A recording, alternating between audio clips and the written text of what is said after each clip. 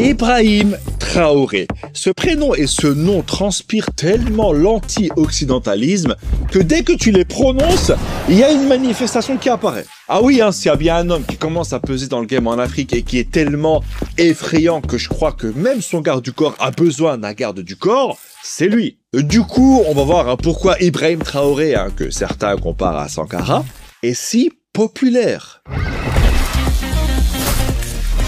Le capitaine Ibrahim Traoré est le président de la transition du Burkina Faso. Et le mec est aussi apprécié par les jeunes que le KF Burger. C'est parce que depuis que lui et son skin de guerre ont pris le pouvoir, il ne perd pas de temps.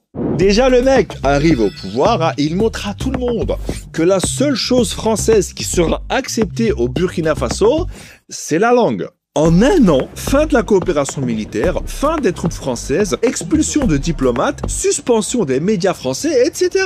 Le frère n'a pas le temps. Entre deux repas, il peut te virer un diplomate, lancer une réforme et nationaliser une entreprise. Et tu vois que le mec, il est vraiment en mode anti-Occident, anti-colon, anti-impérialisme. Il est tellement anti-impérialisme que même Macron a fini par le clasher. Si on cède aux arguments inadmissibles de cette alliance baroque des prétendus panafricains avec les néo-impérialistes, on vit chez les fous. Et je crois que ça a dû l'énerver, parce qu'a dit Macron. Mais le fait qu'il se fasse clasher par Macron, c'est sûr, s'ils se croisent, ça peut aller loin. Ça vient d'où là? Bah de l'Elysée. J'ai un souci avec la politique néocoloniale et impérialiste occidentale, moi. Ah bah moi j'ai un souci avec les dirigeants africains qui pensent qu'à l'Afrique. Tu veux qu'on se péta? Ouais, vas-y, français. Vas-y, viens. Du coup, Ibrahim Traoré, il a mis son VPN diplomatique et il s'est connecté en Russie. Au point où t'as les conseillers paramilitaires russes qui ont remplacé l'armée française, qui était là à la base, pour aider le pays à combattre des groupes armés. Et Ibrahim Traoré a aussi participé en juillet 2023 au sommet Russie-Afrique de Saint-Pétersbourg. Dis-toi que le mec a balancé devant tout le monde, dans le plus grand des calmes. Il faut que nous, chefs d'État africains, nous arrêtons de nous comporter donc en marionnettes qui dansent à chaque fois que les impérialistes tirent sur les ficelles. Lorsqu'il a dit ça, je suis sûr que t'as plein de chefs d'État qui étaient en mode « Eh mais c'est pas vrai ce qu'il dit. Le FMI et Macron, ils disent que moi je suis gentil !» Et là, en mai 2025, il est retourné en Russie pour rencontrer Vladimir Poutine. Et il a dit sur les réseaux sociaux qu'il était déterminé avec le Mali et le Niger à gagner à tout prix la guerre contre le terrorisme et l'impérialisme. Vous vous rendez compte? Le mec met sur le même pied terrorisme et impérialisme. Donc pour lui, Daesh et les bases militaires occidentales, c'est pareil, sauf qu'il y en a un qui a des Kalash et l'autre qui a des M16. Et je sais pas pourquoi, mais j'ai l'impression que ce qui le renforce, ce sont les tensions diplomatiques. Elle doit être chelou, sa morning routine. Hello, suivez-moi pour ma morning routine. Alors, je commence tous les matins avec un sérum anti-oxydant. Voilà, j'étale bien. Après avoir mangé des œufs, je mange des tartines. Et pendant que je mange, je regarde ma série préférée. C'est l'histoire d'un général américain qui semble se préoccuper de notre or plus que de nous. Voilà, je vous dis à demain. Bisous.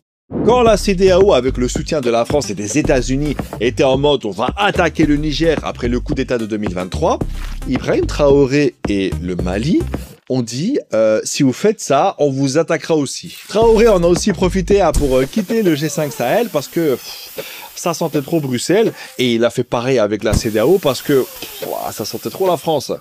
Et tu vois tous ces discours de souveraineté dans lesquels il cite Thomas Sankara, ça fait kiffer la jeunesse burkinabé.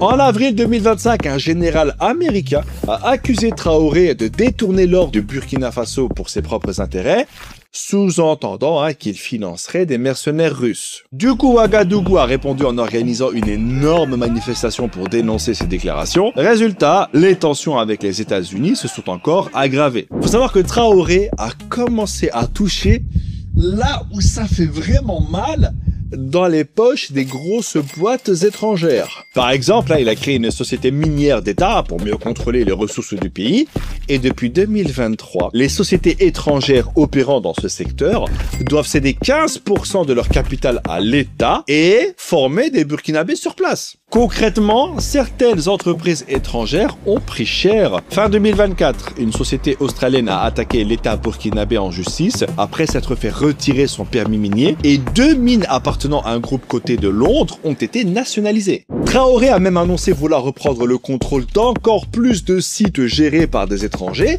Résultat, les investisseurs occidentaux flippent. Pour les pays occidentaux, c'est une vraie source d'inquiétude. Il n'a pas de projet clair pour rendre le pouvoir, il se rapproche de la Russie, il est comme le Niger et le Mali en mode junte, et l'Occident n'arrive plus à avoir autant d'influence qu'à l'époque.